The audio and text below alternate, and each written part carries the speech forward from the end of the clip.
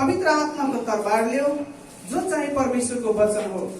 आज परमेश्वरको वचन, आज म तपाईहरुसँग म 7 वटा परमेश्वरको सिद्धान्त, परमेश्वरको वचनमा रहेको 7 वटा परमेश्वरको वचनमा रहेको केही सिद्धान्तहरू म तपाईहरुलाई बताउन चाहन्छु। परमेश्वरको वचनमा रहेको 7 वटा कुराहरू म तपाईहरुलाई बताउन चाहन्छु र सिक्न चाहन्छु। म यसको मेरो लागि पनि त्यो कुरा हो। त्यसकारण I will talk to today. I talk to 7 principles of word of God through the word of God.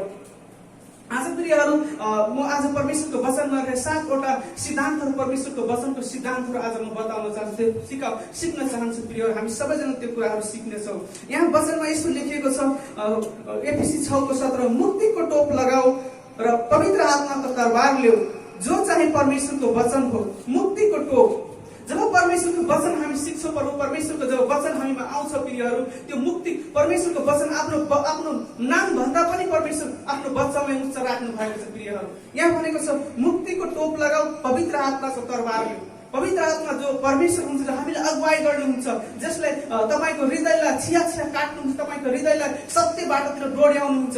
प्रियहरू तरबारले के गर्छ, नचाहिने कुराहरू, वस्तुहरूलाई, तपाईले जुन हाँगा बिरुवाहरूलाई, जुन नचाहिने वस्तुहरू तपाईले छाटकाट गर्नु, त्यसरी पवित्र आत्मा हाम्रो जीवनलाई छाटकाट गर्नुहुन्छ। प्रिय यो गर छोरा, यो नगर छोरा, यो गर छोडी, यो नगर छोडी भनेर सिकाउँछ। त्यसले हामीले डोर्याउँछ, त्यसले हामीले अगाडि डोर्याउने काम गर्दछ पवित्र आत्माले। अनि वचनले हामीले हाम्रो जीवनमा काम गर्छ। वचनमा भएको प्रतिज्ञाहरू हामी मनन गर्छौँ, त्यो मेडिटेसन गर्छौँ। जब हामी सिक्छौँ, त्यो हामी बुझ्छौँ, त्यो वचनले हामीलाई भित्रभित्रै काम गरेको हुन्छ। तर हामी बाहिर दृश्यले देखेको हुँदैन प्रियहरू, तर भित्रभित्र त्यो वचनले काम गरेको हुन्छ र पवित्र आत्मा हामीलाई गाइड गर्नुहुन्छ। प्रियहरू जब हामी त्यो टोप लिन्छौँ, जब मुक्तिको टोप लिन्छौँ, मुक्ति जब परमेश्वरको वचन नै हो, मुक्ति परमेश्वरको वचन नै हो प्रियहरू। अनि त्यसकारण मलाई 7 वटा विषयमा कुरा गर्न चाहन्छु, जो जीवित परमेश्वरको वचन, आत्मिक भोजन। हामी दैनिक रूपमा आत्मिक भोजन लिनु। आत्मिक भोजन भने परमेश्वरको वचन, जीवित परमेश्वरको वचन खाने। दैनिक रूपमा हामी परमेश्वरको वचन खानुपर्छ। मान्छे खानालाई आफ्नो स्वास्थ्य राम्रो गर्नलाई विभिन्न किसिमको पौष्टिक आहारहरू खान्छ, तर परमेश्वरको आत्मिक वचनका लागि, आत्मिक जीवनका लागि तपाईँ कुन आहार खाँदै हुनुहुन्छ? सांसारिक आहार खाँदै हुनुहुन्छ कि परमेश्वरको वचन आधारित आहार खाँदै हुनुहुन्छ? त्यसै गरी तपाईँहरू मत्ती 4:4 हेर्नुहोस् त, त्यहाँ के लेखेको छ?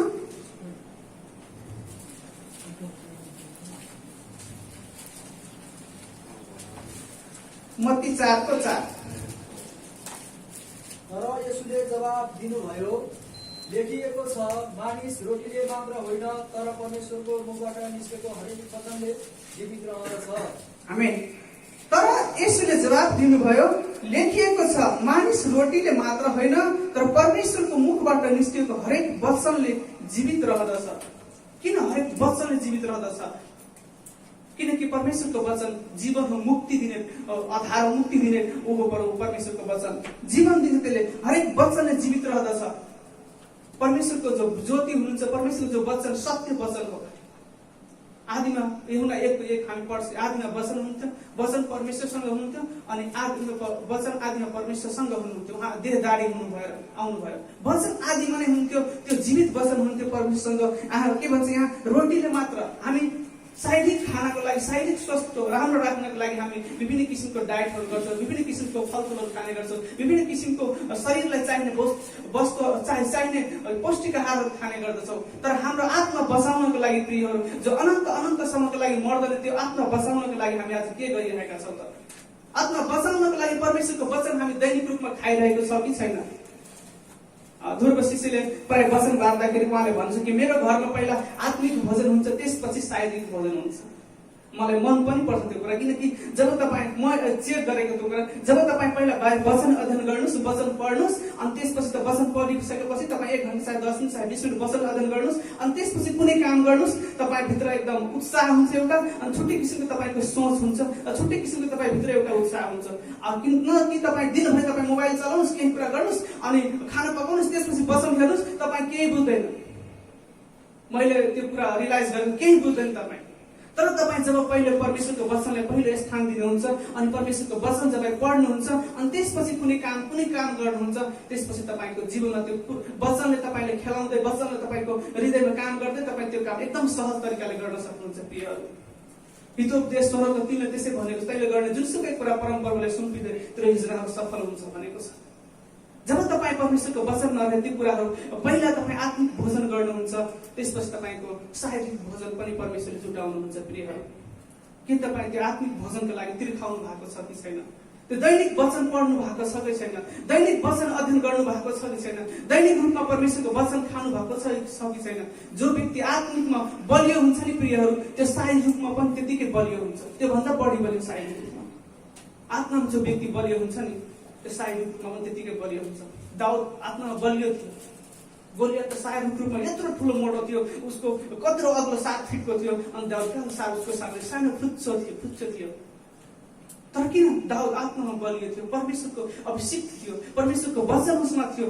म त के भन्छ सिंहलाई त के भन्छ माउ जस्तै, बगडाको माउ जस्तै म खेलाइ मार्छन्, यो गोलियत मेरो सामने के हो? म जीवित परमेश्वरको नाउँमा आउँछु। त्यसैले तपाईँ कुनै काम गर्दाखेरि परमेश्वरको वचनलाई अगाडि राखेर तपाईँ गर्नुहुन्छ भने तपाईँको जीवनमा परमेश्वर काम गर्नुहुन्छ प्रियहरू।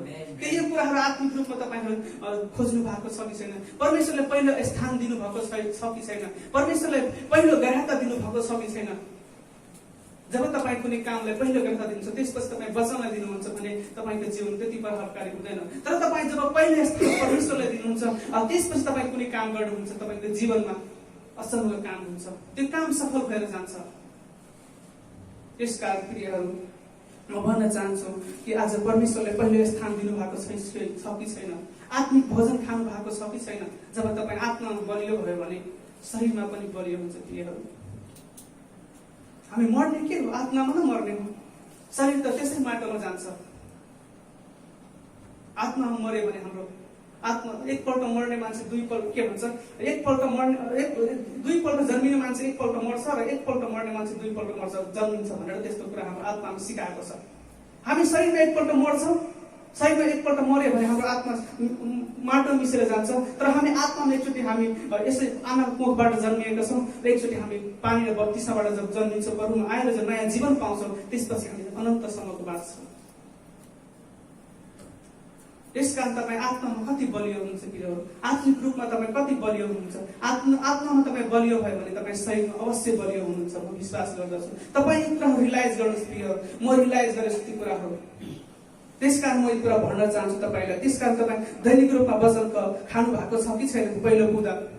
त्यसै गरी म दोस्रो बुँदामा लान चाहन्छु। पहिलो स्यामुएलको पुस्तक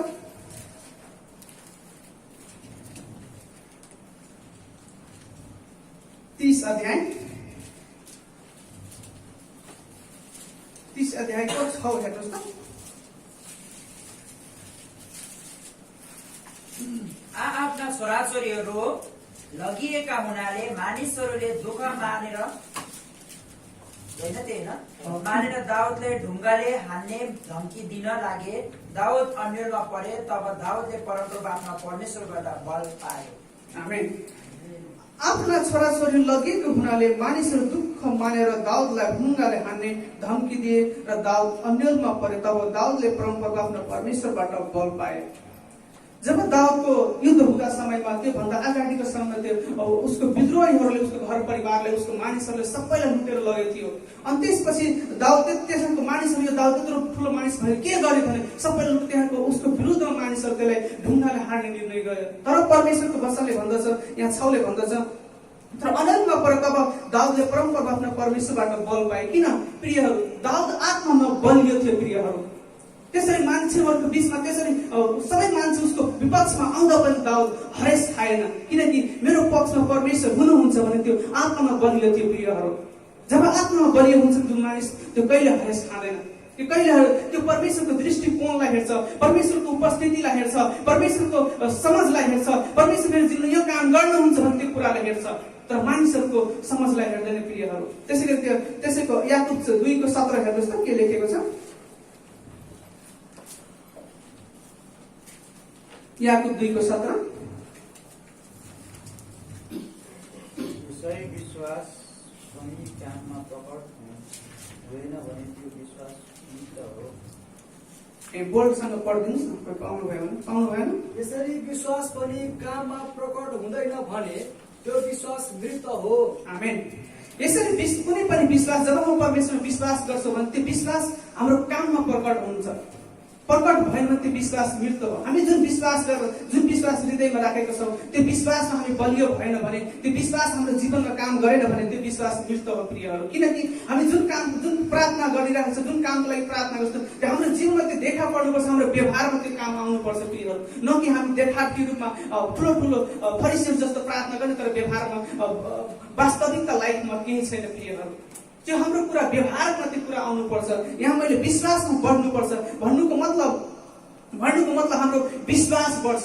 दाउदले त्यत्रो फरिसीहरू त त्यत्रो उसको विद्रोहीहरूले उसको परिवार लग्यो, उसको समाज लग्यो, तर उसको विपक्षमा उसको विद्रोहीले सबै ढुङ्गाले हान्न खोजे तापनि दाउद आत्मामा बलियो भएको कारणले त्यसले हरेस खाएन। त्यो आत्मा आफ्नो परमेश्वरको पुकारा सुन्यो, आफ्नो परमेश्वरलाई खोज्न त्यसको परमेश्वरबाट उसले बल पायो। किन बल पायो? शरीरमा बल पाएन प्रियहरू, त्यो आत्मामा बल पायो।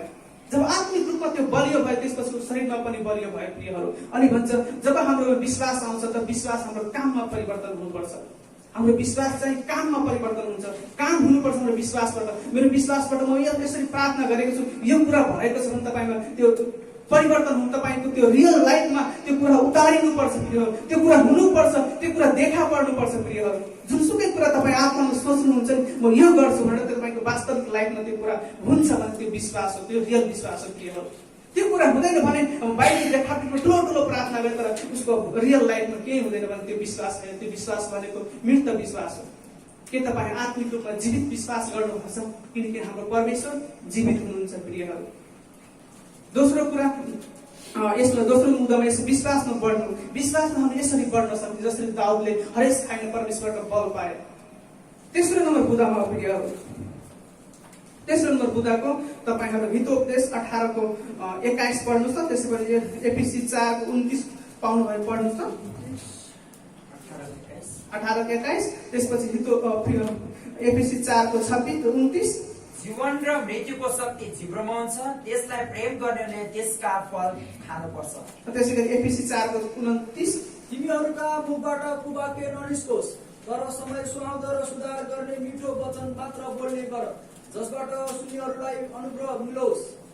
त्यसैगरी हितोपदेशको 21:23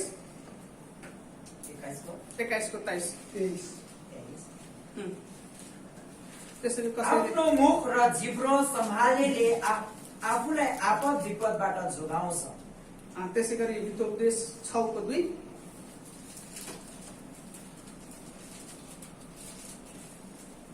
यदि आफ्नो प्रतिज्ञाको वचनले त फसिस र आफ्नै मुखको वचनले पासोमा परिस भने। यहाँ म यस 3 नम्बरमा यसरी लेखेको छु, बोली वचनमा पनि परिवर्तन हुन्छ प्रिय। बोली वचनमा पनि परिवर्तन हुन्छ। हामी विश्वास गरेका छौँ अनि पहिलाको ढाँचामा जुन बोलिरहेको छ त्यो त्यस्तै के भन्छ शब्दको कुराहरू बोलिरहेको छ, अहिले पनि त्यही कुरा चाहिँ मेरो जीवनमा परिवर्तन भएको छैन भने यहाँ भन्छ जब आफ्नै बोलीको त्यो विश्वास पासमा परिस भने त प्रतिज्ञामा फसिस भने जुन कुरा बोल्छ, जुन कुरा प्रतिज्ञा गर्छ नि प्रियहरू त्यो कुरा उसको जीवन र व्यवहारमा आउँछ। यहाँ वचनले भन्दछ अनि जीवन र मृत्युको शक्ति जिब्रोको बोलीमा हुन्छ। वचनले भन्छ जब तपाईँ बोली वचन तपाईँको राम्रो छ भने, जब तपाईँको बोली वचन तपाईँको राम्रो छ भने तपाईँको जीवनमा राम्रो कुरा आउँछ। त्यही किनकि त्यो राम्रो कुरा निस्किन्छ, तपाईँको जीवनमा राम्रो कुरा निस्किन्छ। जब तपाईँको जीवनमा खराब वचन छ, खराब कुराहरू छ, खराबसँग सङ्गत छ भने तपाईँको जीवनमा खराब कुरा बढी आउँछ।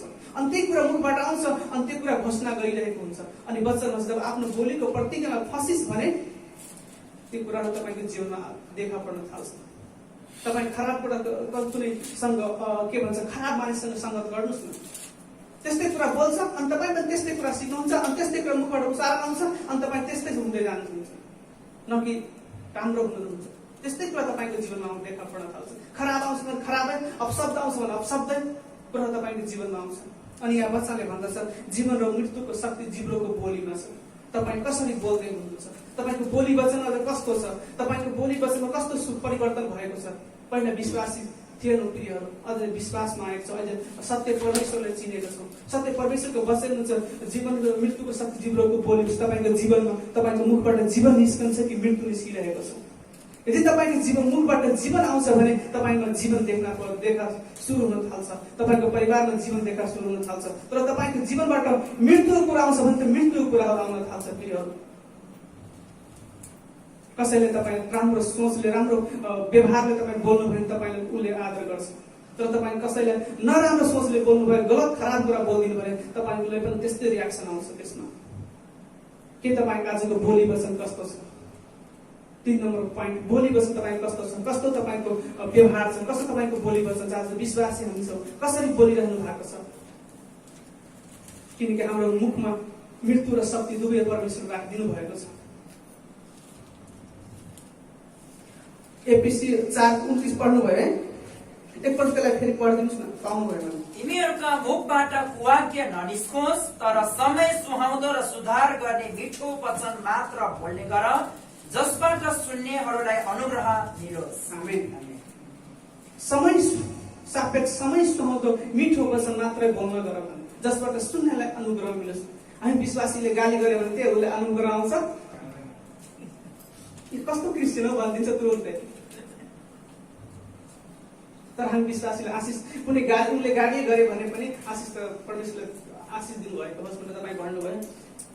विश्वासीहरू क्रिस्चियनहरू राम्रो हुँदो रहेछ भने तिनीहरू सोच्छ। तर तपाईँ त्यस्तै रियाक्सन गर्नुभयो भने तपाईँमा त्यस्तै कुरा हुन्छ, तपाईँ तुरुन्तै त्यसको रियाक्सन देखाउनुहुन्छ। यदि तपाईँ परिवर्तन बोली बस्न तपाईँ परिवर्तन हुनु भएको छ भने तपाईँमा त्यो असल कुराहरू निस्किन्छ। आमेन। कसैले तपाईँलाई गाली गर्छ, इन्कार गर्छ भने, तपाईँले कसैले अपशब्द बोल्छ भने तपाईँ त्यसको सट्टामा आशिष दिनु भन्छ परमेश्वरको वचनले भन्दछ। कसैले तपाईँले सताउँछ भने त्यसको लागि प्रार्थना गर भन्छ। के त्यो त्यस्तै सट्टामा हामी त्यस्तै कुरा भन्न सकिन्छ? सकिँदैन नि प्रिय। परमेश्वरको वचनमा त भन्छ समय सुहाउँदो मिठो वचन बोल्ने गर, वाक्य ननिस्कियोस्। वाक्य भनेको अपशब्दहरू, नचाहिने कुराहरू बोल्ने गर्दछ, जसले मानिसलाई चित्त दुखाउँछ, जसले मानिसलाई के भन्छ डिप्रेसनमा पुर्छ, जसले मानिसलाई घृणातिर लाउँछ। तर तपाईँ समय सुहाउँदो परमेश्वरको आशिषको शब्दहरू बोलिदिनुहोस् त, त्यो मान्छे राम्रो हुन्छ। तपाईँको सामनेमा नराम्रो भने तापनि त्यो उसको आफ्नो व्यक्तिगत लाइफमा भने यो मान्छे हेर्नमा